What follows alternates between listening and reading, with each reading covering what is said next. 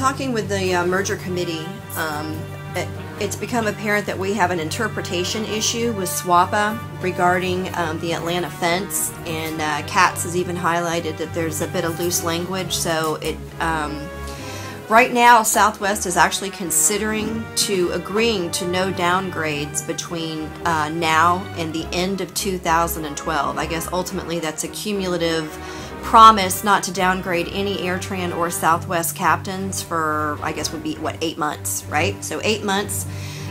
Southwest hasn't committed to this. They're still sitting on this issue. I'm just kind of curious because I claim to be no expert negotiator. Since we're voting on this in 6 days, does that kind of mess with our leverage in trying to secure this? If we have already advertised that we're going to be voting and we actually vote, I mean, what's all likelihood that Southwest will agree to this provision and this additional protection for us after we've already sent it to our pilots? To answer Christine's question directly, the issue was revolving around if there's a downgrade of a captain to a first officer, that will trigger the fences, the protections that we have to drop in order to allow that to happen. In other words, obviously it would be an Airtran captain losing his position to an FO, and he may be in Atlanta, he may be on the 717. So if it turned out that a Southwest pilot was going to take his position, if he moved down into that position, the fences need to come down for that, which we understood and accepted. But then late in the negotiations, Dan had pointed out to us that they could interpret it that they could, in a bid process, they could combine that dropping of the fences with reallocating of pilots from one base to another, which they do pretty frequently on a monthly basis. In other words, separately from this downgrade of one pilot, they may be moving 10 captains from Orlando to Baltimore. And it was our interpretation that only for that pilot that needed to be downgraded was the fences dropped.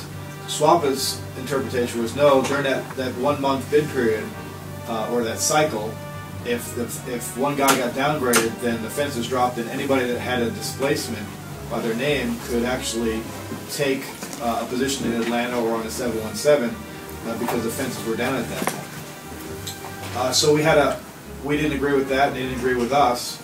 But SWAPA, working with Southwest, came up with a compromise that we thought was acceptable, and that was the next 2 years, so 2011, 2012, there's not many retirements, but starting in 2013, there's at least 100 retirements per year, obviously most of them coming from the top of their ranks on the captaincies.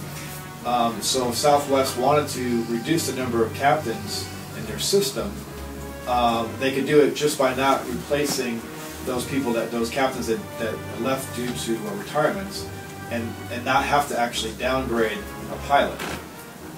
So it was a clarification of the understanding that it wouldn't necessarily be a reduction in the number of captains in the system, but actually the trigger would be if a captain was forced down to a FO position, that would trigger the fences coming down.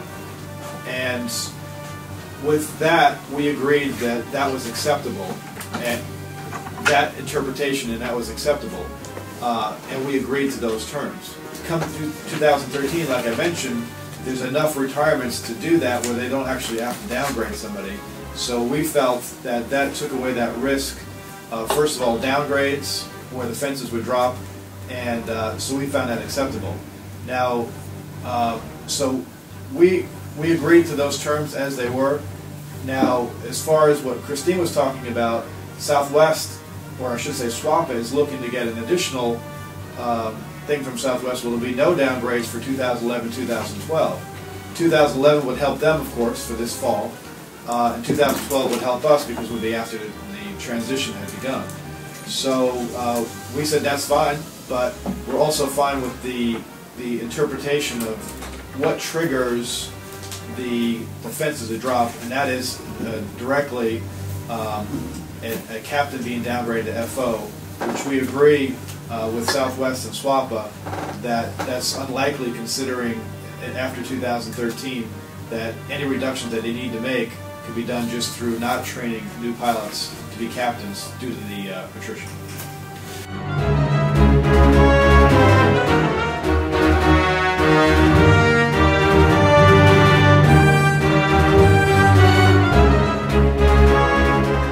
Well, I think Christine's question was, both us and SWAPA wouldn't mind having that provision.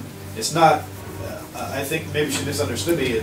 This agreement is not contingent on that, on them agreeing to it. Whether they say yes, we won't downgrade, or whether they say no, we won't downgrade, we still found the terms acceptable. But I think her question was, and correct me if I'm wrong, Christine, well, if we vote yes for it, perhaps that would take away the incentive for Southwest to actually say, okay, we're not going to have any downgrades for the next 2 years. Yeah, it's still on the table. It has not been agreed to, and there's absolutely no language in what we are getting ready to vote on in 6 days. We are acceptable to the agreement as it is, even without that particular clause. I mean, that clause would be nice, but we've accepted the agreement, and we find it's acceptable even without that clause. I think what Christine is suggesting, that if we go ahead and vote, or the NEC votes yes on it, then it would take away some of that leverage to get that.